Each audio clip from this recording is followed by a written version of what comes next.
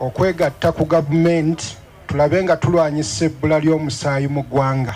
Mu Uganda Dr. Byabazaire ajja kutegeeza tetutuukanga ku kukuŋŋaanya musaayi bitundu 10 ku 10. Kitegeeza ebbanga lyonna Uganda lyeribaddewo waliwo kumpi ebitundu 2 abantu bafa buli mwaka olw'ebbula ly'omusaayi. Obwakabaka kwe kulwana bwegatte ku kitongole kya Blood Bank ne Red Cross tugezeeko okuziba eddibu eryo era wenjogerera okuva lwe twatandika mu Gwomwenda 28 kumpi tukunukkiriza kati mu 4 n'omusobyo units ezikuŋŋaanyiziddwa okuva wano mu bimuli bya Bulange.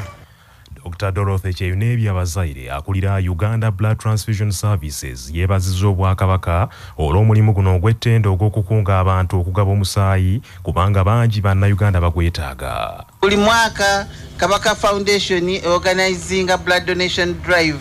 Ate kati nyongera okumwebazaamu ak'ensuso n'okwebaza Katikkiro otukkiriza okusobola okujja wano mu kiseera kino ekya COVID ffenna tulaba social distancing, maski, biki abantu batya okutambula naye ne mutuwa akaaganya tujje wano tusobole okuŋŋaanya omusaayi okusobola okutaasa obulamu bw'abo abeetaaga omusaayi. Ffenna tumanyi tuli mu kiseera kya COVID naye ate endwadde endala gye ziri era ezitta abantu. Malaria akyatta abaana nti mulaba enkuba kati buli lunaku etonnya. Abakyala beeyongera okuzaala. Okugaba omusaayi guno kwakumala ennaku 4 wano bimuli bya Bulange Mengo eri abantu abeetaaga okugaba. Ekibiina ekya Democratic Party ekirabudde abaweebwa kaadi z'ekibiina okuvuganya ku bubaka bwa Paalamenti okukomya okutembeeta omukulembeze w'ekibiina ky'NUP Robert Kyagulanyi Ssentamu Bobi Wine, ekibiina kibalagidde bawagire omukulembeze waabwe Norbert Mao ku kifo ky'obukulembeze bw'eggwanga. Abakulu mu kibiina bano okutuuka okutabuka kiddiridde abamu ku baweebwa kaadi z'ekibiina kya Democratic Party okuli omubaka Lutamaguzi Paulson Kasana Semakula ow'Nakaseke South okukyogera lunye nti Mao ne bw'aneesimbawo kuba President tayinza kumuwagira ekyasiikudde emmeemeza banene mu kibiina. Omwogezi w'ekibiina kya DP Okorel Opiolo Amanu asinzidde mu lukuŋŋaana lwa bannamawulire olutudde ku City House mu kibuga Kampala n'alabula abaweereddwa kaadi za DP abakitiza n'omukulembeze w'ekibiina ekirala ng'owaabwe ate bamusiiga nziro. Akaseera katuuse okubeera ng'oli wa DP oba oli wa kibiina kirala. Tosobola kubeera na kugulu kumu nga kuli eno okulala nga kuli wano. Ke kaseera ba members ba Democratic Party munywerere ku DP oba mugenda awalala emitima gyamwe gye giri. Obanga oli mukulembeze mu DP nga twakuwa fulaga yaffe olina kuwagira ba members ba DP abalina fulaga abeesimbyewo. Tetwagala business ya kusanga member olina kaadi ya DP ate owagira wa kibiina kirala. Twagala kubajjukiza nti mu nkola eya ebibiina ebingi buli member w'ekibiina alina kuwagira candidate ekibiina ekyo gwe kiba kitaddewo. Democratic Party n'okutuusa kaakano ekyalemedde okutwalayo emikono egy'abaweereddwa bannayuganda abasemba Norbert Mao avuganye ku bukulembeze bw'eggwanga ate ng'akakiiko ak'ebyokulonda kalangiridde nti sabbiiti eno lwe kakomekereza okwekebejja emikono egyo. Opiyo bw'abuuziddwa ku nsonga eno agambye nti tebamanyi lunaku lwe banaatwalayo emikono egyo mu kakiiko k'ebyokulonda naye nga Norbert Mao alina okwesimbawo ku bukulembeze bw'eggwanga. Okutwalayo emikono tukyalinayo akaseera. Naye olw'okubanga tetwagala Electoral Commission erowooze nti tuli ba mitwe minene tugenda kutwalayo foomu zino olwaleero oba enkya oba luli zigendeyo ekyo nakyo kiggwe. Naye waliwo ekintu ekirungi ekiri mu kulwawo okutwala emikono. Kyensuubira nti bannaffe abaazituteyo amangu kye balina okukoppa. Bw'obeera mu ggwanga nga Uganda bannabyabufuzi bwe batasobolera kwetaayaaya n'ofuna akakisa okubeera ng'otabagana n'abalonzi, akaseera ako kakozese nnyo era kakozese kubanga oba oli awo oyinza obutakafuna. So ffe nga DP tubadde tukuŋŋaanya emikono naye ate nga tukwana n'emikwano ku byalo ebyenjawulo mu ggwanga lyonna. Omuntu ng'ali ku kibonerezo eky'okufa oba nga kkooti yamusalira ekibonerezo nga kisussa emyaka 9 egy'okusibwa mu kkomera ng'era kkooti eyo temuwadde mukisa gwa kuwa fayini, omuntu oyo takkirizibwa kwesimbawo.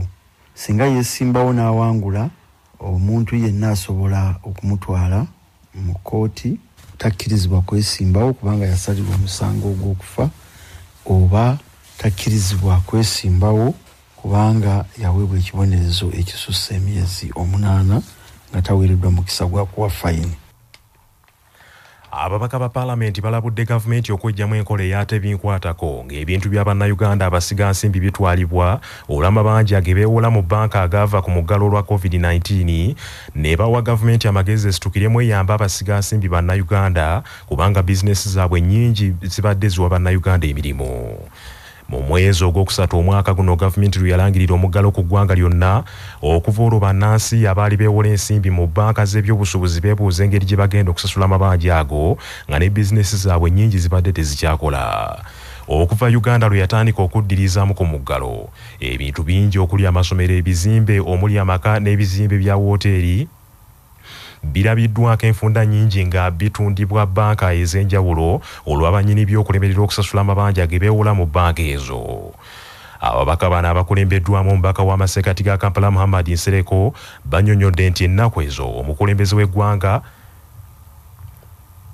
waliwo banka gye yalagira obutatunda kizimbe kya munnansi omu wabula yakikolako oyo yeka abalala ne balekebwa beerwaneko bokka so nga tebakyalina buyambi. N'agamba nti kye baagala kwe kuwulira nga gavumenti etaddewo enteekateeka ey'omuggundu nga terina muntu yonna gwesosodde okuyambibwa mu banka ez'enjawulo gye beewola ensimbi ze bakozesa. Eno emisolo gyekanamye yo revenue teggalawo naye ate ne looni zibalemye okusasula. Abantu bali mu kumpi myezi 8 abaali balina amabaala gaggalawo naye zo looni zitambula. Abaali balina amasomero gabadde maggale bagagenza okukomawo kiraasi zimu na zimu ze zikomyewo ate n'abazadde tebalina fiizi ze basobola kwongeza. Kitegeeza ki? Nti bizinesi z'abantu bano zigenda ggwa. Kamya okuluuzinga wooteeri, abalala okuluuzinga amasomero, mukasa okuluuzinga faamu. Kitegeeza nti ne bano bonna bannayuganda naye tebasobola kwekubira mulanga gy'oli. Kakati sebo mukama waffe bannayuganda kye beebuuza baba taali balwanyi ng'oli omukyala gwe wayirawo omubiri nti ye ali mukyala wa mulwanyi po tebaafunemu kwega ebyabwe byo bitwalibwe ebyabalwanyi bitaasibwe. Ffe tuliwo wano mu Uganda lwa bwenkanya.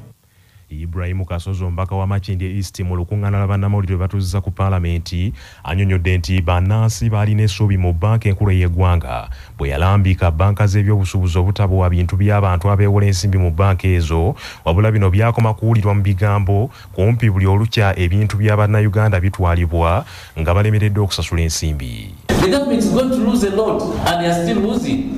This is a situation where if Honorable Werike sits in knows I'm a board member, he can direct for property. Naye olwayo tulaba nti ebintu by'abantu bimaze okwadvertisinga biweranga 300 omuli amasomero, omuli amalwaliro, omuli hotels. Kati nga bamemba ba Parliament abakiikirira abantu tuvuddeyo okusaba government nti twalabakaawo ebbanga ttono nga President Museveni avuddeyo nga waliwo ebizimbe n'akasubi batwala naga ati bisobola genda era n'alagira governor abenga bayimiriza ekintu ekyo. Nalunaku luno tusaba nti abantu bonna ebintu byabwe babitadde ku line ey'okutundibwa. President Museveni aveeyo aleme kubeeramu n'abaana na byana byonna omusolo gwe tutambuza nabo gwe beeyagalirako gwe bagulako ebyokulwanyisa biva mu abo abantu abatono abeewola ate ne babakola. Omubaka wa Lubaga North Moses Kasibante Class Monitor agambye nti embeera yonna bannansi gye bayitamu n'ebintu byabwe bigenda okutundibwa si bye baagiyagalira. Gavumenti yennyini yalangirira omuggalo ku ggwanga lino ne basuubiza nti ejja kubayamba. Kyokka kyewuunyisa nti abasiga nsimbi abagwira gavumenti ebasudde omukono naye nga bannayuganda bo basigadde bayaga. Gavumenti esobola okukwata obuwumbi n'obuwumbi bw'ensimbi ey'omiwa omusolo n'egala nti ng'omukyalo omuyitala atawangako musolo mu Uganda azimba eddwaliro erirye tesobola kuleka bannansi bizinesi zaabwe eziyamba abaawano eziprovidinga essential services nga bagenda kusanawo. Nolwekyo twagala okukubira omulanga gavumenti eve yeetegeere nti gavumenti y'abannayuganda nga bwesobola okuyamba abagwira ne bawa ettaka ku bwereere ne bakola bizinesi ne bafuna ssente oluvannyuma ne badduka, nga bwesobola okuyamba omukyalo omuyitale neemuwa prime land ku luguudo lw'Entebbe buli omu lwayayandira n'okuyitako obuyisi nga tazimbyeko. Esobola okutandika olunaku olwaleero okuyita abaddukanya amasomero g'obwannannyini agalemereddwa n'okuggulawo ebibiina ebibiri ebirina okugulibwawo.